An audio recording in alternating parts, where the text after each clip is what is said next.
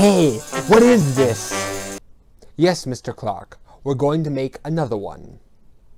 Hi, I'm Bobby. For those who missed my review on the first half of the Adam and Eve story, here is a brief recap. Barnabas and Julia created a Frankenstein's monster named Adam. There were many subplots. I liked some, but not all. I enjoyed the monsters, but found the retelling of Frankenstein to be unimaginative. Now we are in the second half of the story, where they do a retelling of The Bride of Frankenstein. The second half begins right after Adam demands a mate, and are episodes 551 to 638, and for the DVDs, are volumes 9 through volume 11. I was a little disappointed in the first half of the story, but will the second half turn Adam and Eve into a Dark Shadows classic, or a Dark Shadows dud?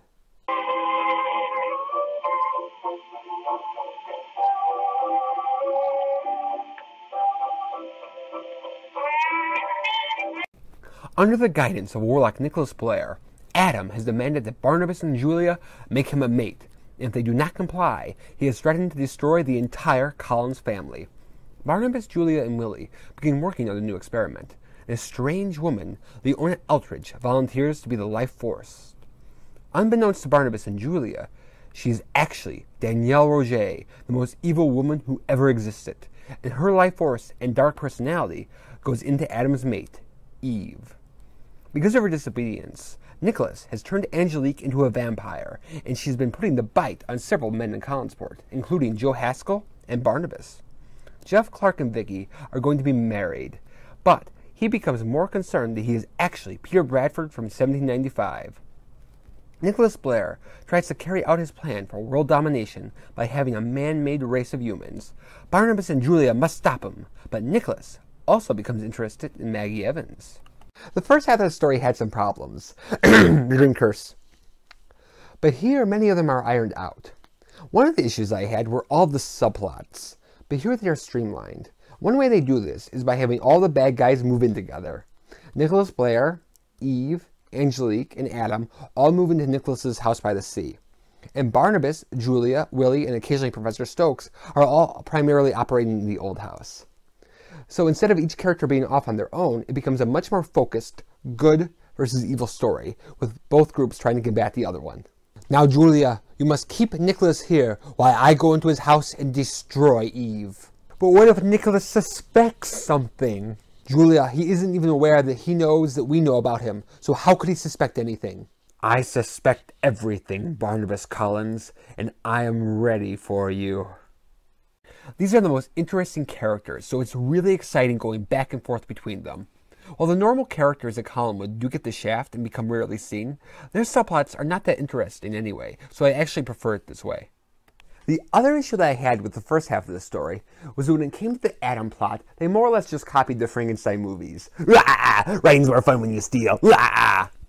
However, in The Bride of Frankenstein, the bride only appears during the final few minutes. So with Eve, the Dark Shadows writers were forced to be creative.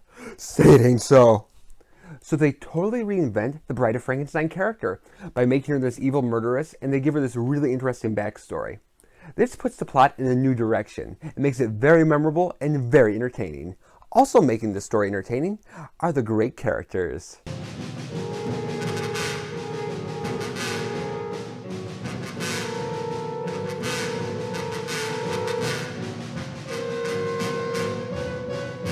This story has some great characters, and our newest addition is Adam's mate Eve, played by the always fun Marie Wallace. Nicholas chooses Danielle Roget as the life force to ensure that she'll be on board with his evil plans. After the experiment, when Eve becomes alive, she has the same dark and crafty personality, perfect for murdering people, and she remembers bits and pieces of her old life. Marie Wallace brings new life to every scene she is in, and she totally embraces this born evil character.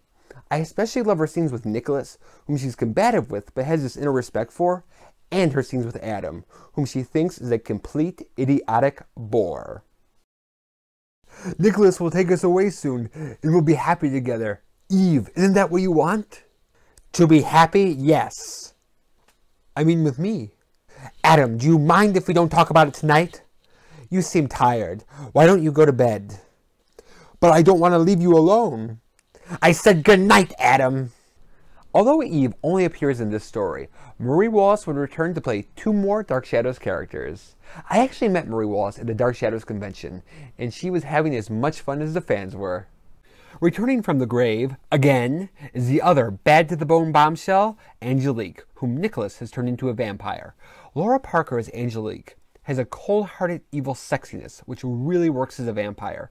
She's attractive to entice her victims, but being Angelique, she couldn't care less what happens to him.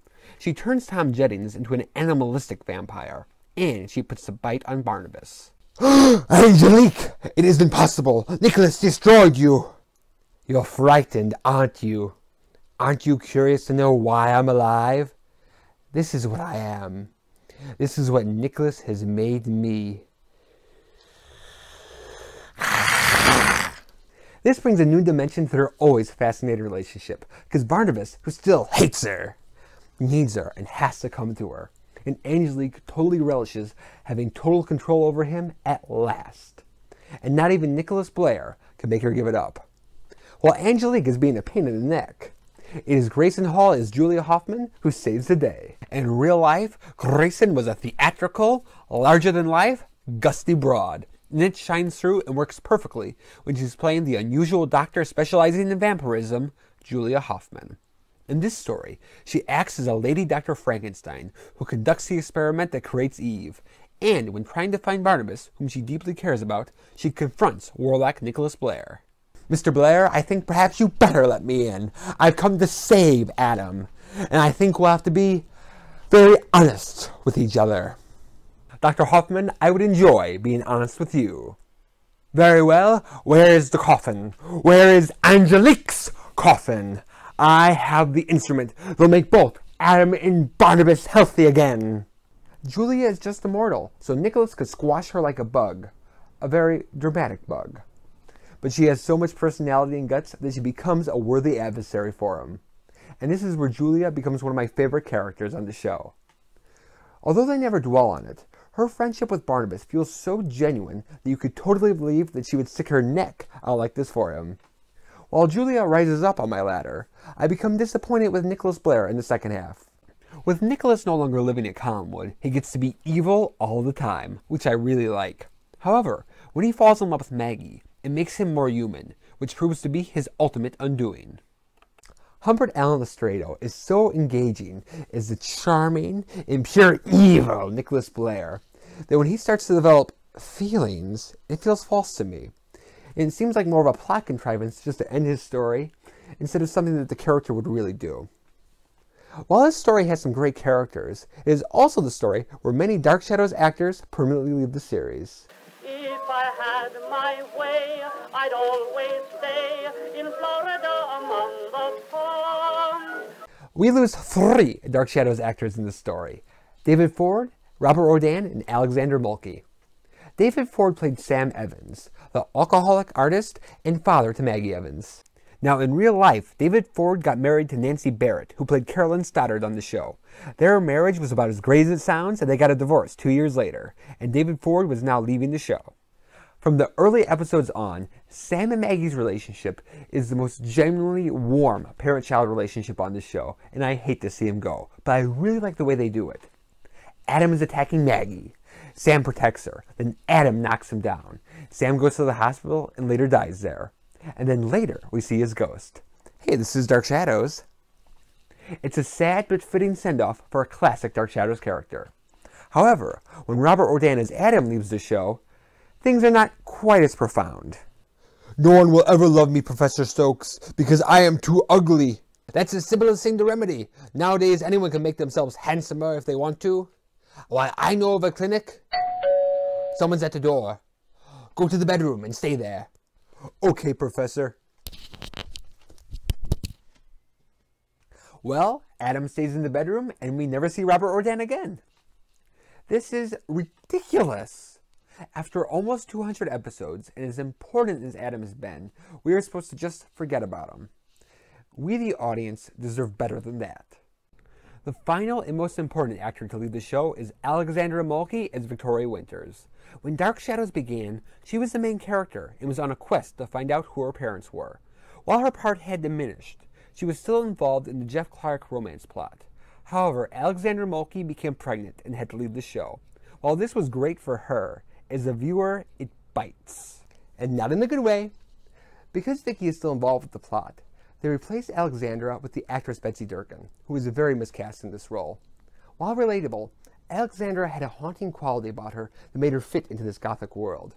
And Betsy is just too peppy to be gothic. So you go from Alexandra's, "I don't understand," to Betsy's, "I don't understand." While the Jeff and Vicky subplot doesn't have that much longer to go, because you lose Alexandra, you lose the emotional connection to it, so it becomes less interesting.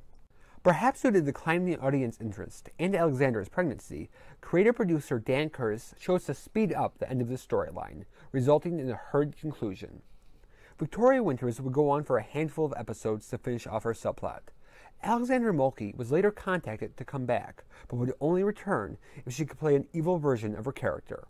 This did not come into fruition, and Victoria Winters was permanently dropped from Dark Shadows, leaving the mystery of her parents left unsolved. However, Laura Parker, our Angelique, will be releasing her fourth Dark Shadows book, Heiress of Collinwood, in November 2016, where Vicky returns, so perhaps we will finally get some answers. Although Adam was not given a proper send-off either, Dark Shadows writer Sam Hall stated in his TV Guide article, "Here's What Really Happened to Barnabas and Company," that Adam became a successful and sophisticated man, so he had a happy ending after all. Dan Curtis, writer Sam Hall, and actor John Carlin would have one more stab at Frankenstein in Dan's 1973 Frankenstein TV movie. Coming after three great stories, Adam and Eve is a come-down. However, despite its flaws, I still really enjoyed it, and there are a lot of great things in it. The second half especially picked it up for me, but I thought it had a very weak conclusion. So, I give the entire Adam and Eve story 3 lovesick warlocks out of 4. Thank you for watching Dusty Old Movies, and have a darkly delightful day.